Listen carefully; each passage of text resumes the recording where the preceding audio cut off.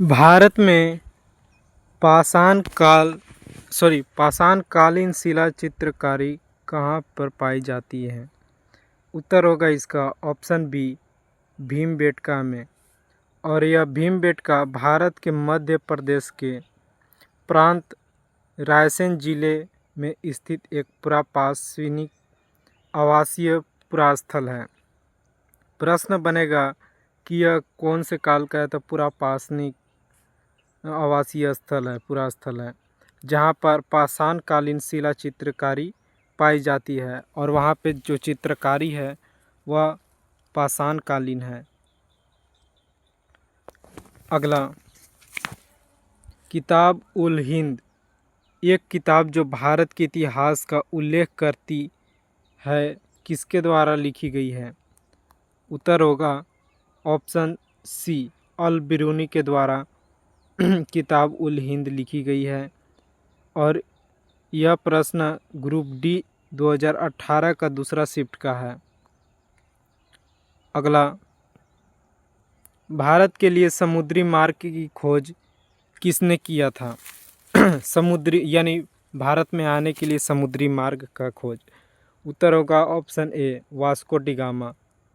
देखिए, भारत के लिए समुद्री मार्ग की खोज वास्को डी गामा ने की, जो एक पुर्तगाली नाविक था।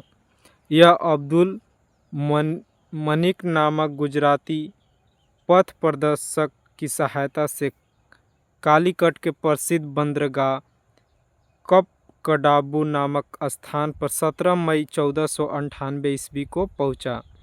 यहाँ के स्थानीय शासक, जिसका पैतृक उपाधि जमोरिन थी, उसी ने उसका स्वागत किया था। अगला है, बांग्लादेश को अपना स्वतंत्र दिवस कब मनाता है? तो उत्तर होगा ऑप्शन बी, 26 मार्च को। देखिए, बांग्लादेश अपना स्वतंत्र दिवस 26 मार्च को इसलिए मनाता है क्योंकि 26 मार्च 1971 को यह पाकिस्तान से अलग होने की घोषणा की गई कर दिया और इसमें भारत इसका मदद किया था।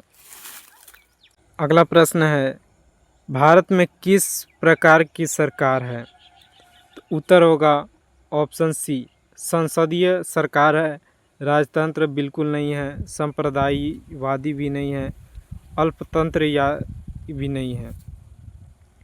यह प्रश्न रेलवे ग्रुप डी 2022 का है। देखिए, भारत में संसदीय सरकार की स्थापना की गई है, जिसका संसदीय प्रणाली लोकतांत्रिक शासन व्यवस्था की वह प्रणाली है, यानी लोगों के द्वारा चुन कर बनाने वाला सरकार लोकतांत्रिक शासन व्यवस्था है, जिसमें कार्यपालिका अपनी लोकतांत्रिक वैधता विधायिका के माध्यम से प्राप्त करती है और विधायिका के प्रति उत्तरदायी होती है। इसी प्रकार संसदीय प्रणाली में कार्यपालिका और विधायिका एक दूसरे को परस्पर संबंधित होते हैं। अगला है, हमारा ब्रह्मांड कितना पुराना है? दोस्तों, यह बहुत ही महत्वपूर्ण प्रश्न है। हमारा ब्रह्मांड 13.7 बिलियन वर्ष पुराना है, इसे याद रखिएगा। देखिए, ब्रह्मांड की उत्पत्ति संबंधित अनेक सिद्धांत प्रतिपादित है, जिसमें महाविस्फोटक या बिग बैंग सिद्धांत थ्योरी सर्वाधिक मान्य है। प्रश्न बनता है कि बिग बैंग थ्योरी किससे रिलेटेड है? तो यह ब्रह्मांड की वायु से ईयर यानी कितना आयु है उसका, उससे रिलेटेड है।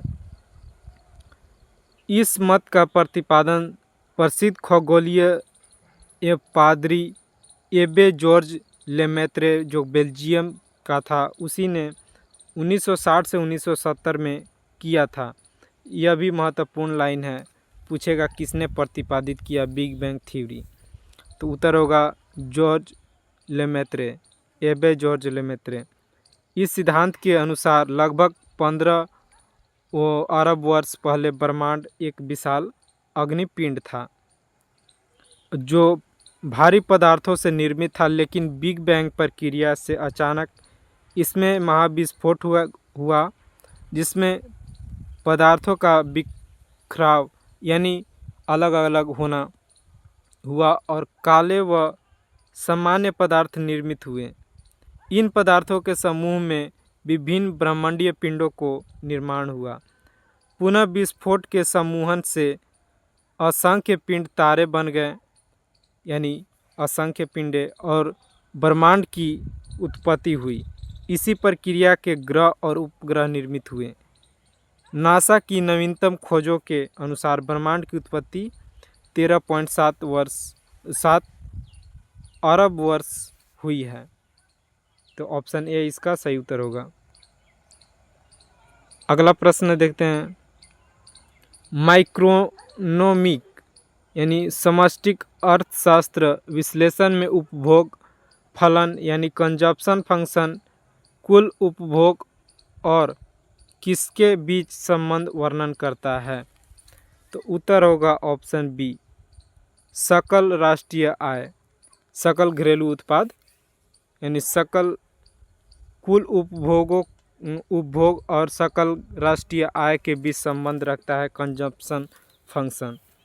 देखिए किस प्रकार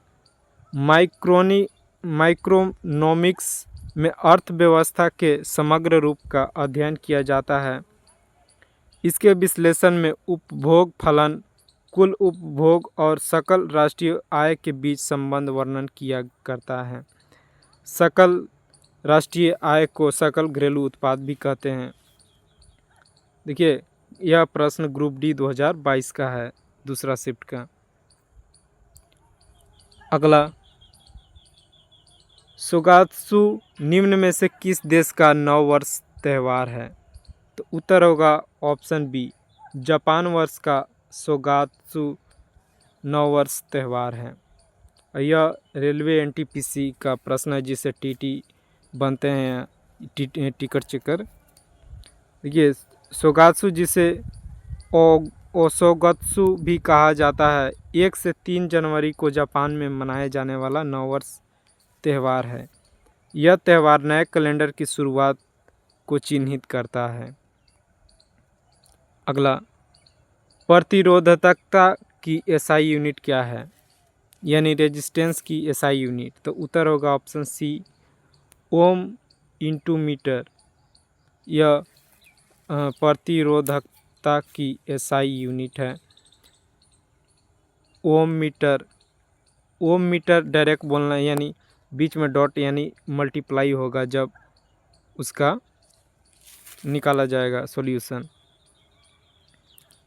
किसी पदार्थ द्वारा उसमें प्रवाहित की जाने वाली विद्युत धारा यानी इलेक्ट्रिक करंट को अवरुद्ध यानी रोकने की क्षमता उस पदार्थ की प्रतिरोध कहते हैं। सुचालक पदार्थों की प्रतिरोधकता कम तथा कुचालक पदार्थों की प्रतिरोधकता अधिक होती है।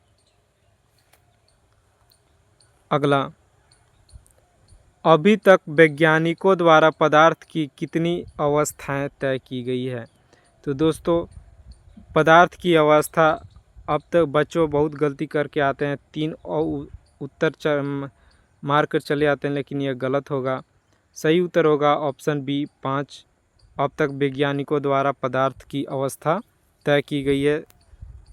और यह प्रश्न ग्रुप डी 2018 का है। देखिए कौन कौन सी तय की गई है। ठोस, द्रव्य, गैस, प्लाज्मा, और अगला 5वां है बोस आइंस्टीन कंडेंसेट। देखिए पदार्थ ब्रह्मांड की विषय वस्तु है। प्रत्येक वस्तु जो स्थान घेरती है तथा इसमें द्रव्यमान होता है पदार्थ या द्रव्य कहलाती है। और वैज्ञानिकों द्वारा इसे 5 अवस्था तय की गई है इसकी। अगला है विटीकल्चर क्या है? तो दोस्तों विटीकल्चर अंगूर की खेती, ऑप्शन सी, अंगूर की खेती को विटीकल्चर कहते हैं।